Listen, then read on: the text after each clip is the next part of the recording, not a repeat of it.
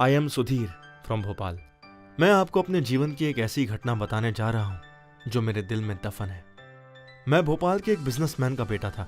मैं अपने माता पिता की एक लौती संतान था। मेरे घर में पिताजी और मेरी माँ थी, इसलिए बचपन में बहुत प्यार मिलता था।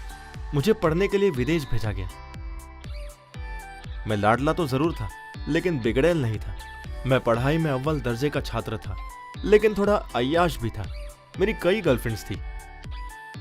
मेरे पिताजी को मुझ पर बहुत गर्व था।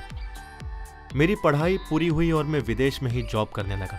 मैं बहुत शातिर दिमाग का था। एक बार छुट्टी में घर आया तो पता चला कि मेरे पिताजी ने रिश्ता पक्का कर दिया। वैसे तो मैं लव मैरिज करना चाहता था, पर पिताजी चाहते थे कि मैं भारतीय लड़की से शादी करूं, और मैं अपने पिताजी की कभी कोई बात नहीं टालता था, इसलिए मैंने वो शादी कर ली। मेरी बीवी का नाम पूजा था। वो बहुत ही खूबसूरत थी। पूजा ने मुझसे जिद की कि अब मैं विदेश ना जाकर यहीं अपना बिजनेस संभालूं। पिताजी ने भी यही बोला, तो मैं रुक गया। मैंने भोपाल में ही अपना काम संभाल लिया और पूजा भी मेरे साथ काम करने लगी। शादी के 4 साल बाद तक हमें कोई बच्चा नहीं हुआ। इधर पिताजी बीमार रहने लगे थे। इसी बीच मेरे पिताजी का देहांत हो गया। मुझे बिजनेस का ज्यादा अनुभव नहीं था। मैं और पूजा काम नहीं संभाल पा रहे थे। हम लगातार घाटे में जा रहे थे। उधर माँ की भी तबीयत बिगड़ने लगी थी। फिर हमने फैसला किया कि काम पर सिर्फ मैं जाऊंगा और घर पर पूजा माँ की देखभाल करेगी। पूजा ने मेरी बात मान ली और वो घर पर माँ की देखभाल करने लगी थी। फिर एक दिन माँ हॉस्पिटल में एडमिट हो गई। उन पर इतना सारा पैसा खर्चा हुआ, पर फिर भी वो बच नहीं पाई। हमारी आर्थिक हालत बहुत खराब हो गई। कुछ भी समझ नहीं आ रहा था कि क्या किया जाए। मैं बहुत परेशान था। फिर एक दिन हमारे घर बाय पोस्ट कुछ टेंडर के कागज आए। उनसे पता चला कि मेरी शादी से पहले पिताजी ने कोई टेंडर लिया हुआ था, जिसकी 2 करोड़ की पेमेंट रुकी हुई थी। ये जानकर हम बहुत खुश हुए। मैंने बहुत कोशिश की, लेकिन पैसा मिल नहीं पा रहा था। घर चलाना भी मुश्किल हो रहा था। खाने तक की दिक्कत हो रही थी। ऐसा लग रहा था कि घर भी बेचना पड़ेगा, लेकिन बेइज्जती का डर सता रहा था। करते तो क्या करते। मैंने वापस विदेश जाने की सोचा, लेकिन बिना पैसों के कुछ भी पॉसिबल नहीं था। फिर मुझे किसी ने बताया कि जिस अफसर की वजह से पेमेंट रुकी हुई है, तुम उनसे जाकर मिलो, वो जरूर कुछ बताएंगे।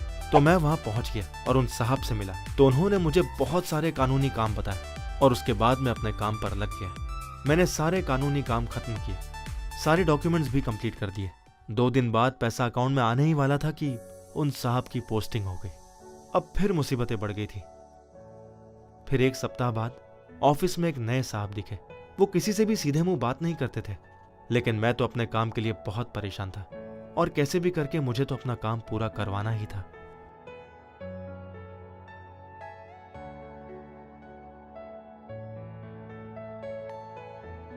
फिर मुझे किसी ने बताया कि साहब बहुत अय्याश आदमी है और वो जिसका भी काम करते हैं उसकी पत्नी के साथ एक रात बिताते हैं, होटल में या उसके घर में। ये सुनकर मुझे बहुत धक्का लगा, लेकिन था तो मैं भी शातिर आदमी और मैंने हाँ बोल दिया। फिर 1 महीने के अंदर ही सब काम हो गए और पैसा भी मिल गया।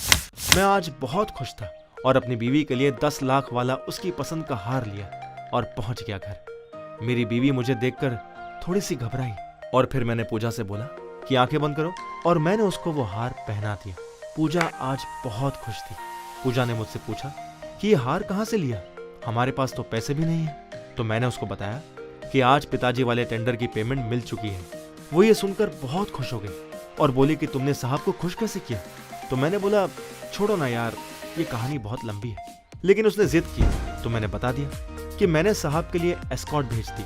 पूजा बोली कि यदि कभी साहब को ये बात पता चल गई तो मैंने कहा कि चलने दो, अब तो हमारा काम भी पूरा हो गया।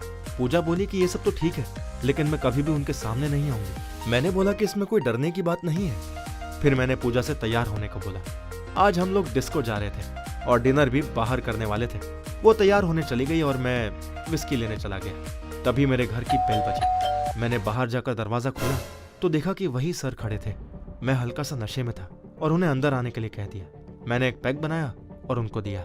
वो पैग लेते हुए बोले, यार तुम्हारी बीवी ने तो मुझे खुश कर दिया, मैं उसके लिए एक तोहफा लाया हूँ, जरा उसे बुलाना तो, वो बड़ी खूबसूरत है। मैंने कहा, सर आप जिससे मिले थे वो मेरी बीवी नहीं, एस्कॉर्ट थी, जिसे मैंने पैसे देकर भेजा था। तो साहब बोले कि तुम खुद को बहुत शातिर समझते हो, तो मैं भी बहुत बड़ा खिलाड़ी हूँ बेटा। मैंने भी होटल के मैनेजर के जरिए तुम्हारी ही बीवी को कंपनी से बुक करवाया था।